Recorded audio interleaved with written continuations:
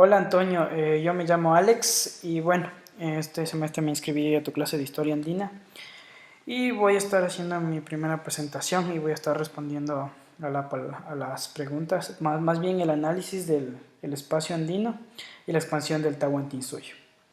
Bueno, primeramente quiero comenzar con la región andina. Bueno, según la lectura de a ver qué era, Garavaglia y Machena, la región andina es una de las más complejas en cuanto a lo que ecosistema hablamos. ¿Por qué? Primeramente tenemos la cordillera de los Andes. La cordillera de los Andes básicamente es una serie de montañas, yo así lo llamaría, que dentro de ella tiene grandes altitudes, tiene nódulos, articulaciones, tiene llanuras, valles y accidentes geográficos. Pero sobre todo esta cordillera puede separar nuestro continente en tres regiones, que es costa, sierra y oriente. Esto hace que nuestra biodiversidad sea compleja y sea diversa también. Entonces, otra cosa que también tenemos aquí en la región andina es el Amazonas. El Amazonas, al igual que la cordillera, tiene una diversidad de climas, es una zona tropical, tiene una flora y fauna. Y bueno, estas dos hacen muy compleja y también muy bonita nuestra región andina.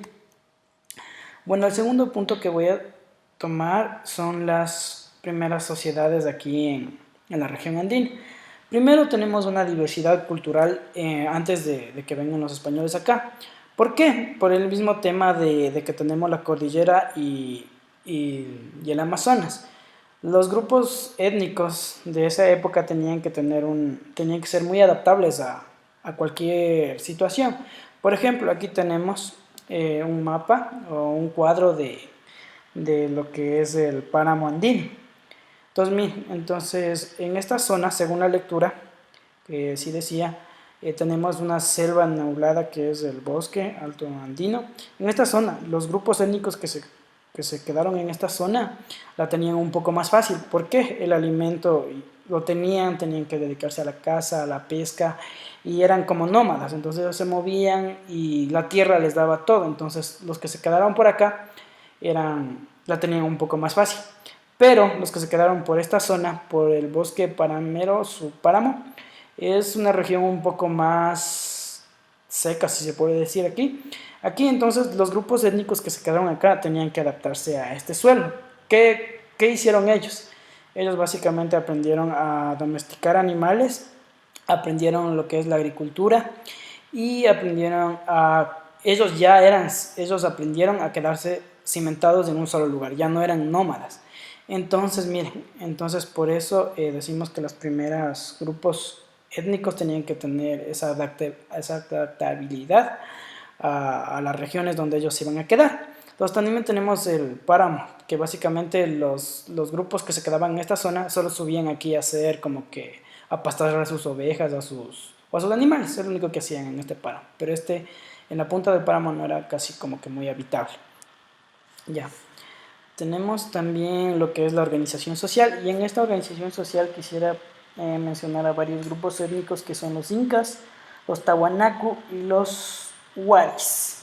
Estos son pueblos que se asentaron en diferentes lugares de la región, pero ellos, al igual que comentaba antes, esto de la adaptabilidad, según sus necesidades ellos iban haciendo sus sistemas como que sus sistemas políticos. Por ejemplo, aquí tenemos los de los incas, que ellos tenían el inca, que el inca se podía decir inca básicamente al rey, o sea, inca igual a rey. Tenemos los de la realeza, tenemos la nobleza y el pueblo. Entonces cada pueblo se iba organizando según sus sistemas. Incluso en la primera lectura que leímos decían que sus necesidades llegaban a ser tan grandes que a cada instante tenían que cambiar de sistemas. Incluso hubo un microcomercio entre ellos y había como que cobro de impuestos, había como que si tú eres de acá, tú tienes que pagar más, si tú eres de acá, como que no te dejamos entrar. Entonces había todo un comercio, incluso las organizaciones sociales eran multiétnicas, o sea, literal, un grupo era multiétnico y algunos incluso eran como que no favorecidos por las leyes que había en ese grupo. Entonces cada grupo tenía su organización social. Bueno, y para terminar voy a hablar de los incas, del incas en el Tahuantinsuyo, la expansión del Tahuantinsuyo. Previamente el Tahua significa cuatro y suyo significa suyos, entonces, perdón, significa regiones. Entonces, el Tahuantinsuyo significa las cuatro regiones, el imperio de cuatro regiones. Entonces, este imperio venía desde lo que es Ecuador, Perú, Bolivia, Chile y Argentina. Casi no puse más de ellos porque quise más explicar, pero básicamente el Tahuantinsuyo es el imperio del Inca y es un imperio que básicamente se movía en su cosmovisión o en su universo y eran un tanto autónomos. Ellos les gustaba, no querían estar bajo ningún sistema de nadie, más bien ellos querían introducir a otros pueblos a su sistema. Entonces lo que ellos hacían era conquistar. Entonces miren, incluso en la lectura, aquí nos menciona a los Waris, que son los pioneros del armamento, son los pioneros de tener soldados o tener armas o empezar las guerras. Entonces los incas adaptaron esto a ellos y empezaron a conquistar. ¿Por qué empezaron a conquistar? Porque hubo más necesidades de obras, o sea, de obreros para la ganadería, para la agricultura. O básicamente yo lo veo como que estaban como que esclavos, literal. Entonces por eso los incas empezaron a conquistar varias regiones, empezaron a adoptar. Y aquí en la lectura nos menciona que los chancas fueron el grupo que más se les opuso, fue uno de los grupos que más se les opuso y los que más les dieron. Incluso hubo un grupo que logró atacarlos, pero los incas se repusieron y pudieron conquistarlos a la final.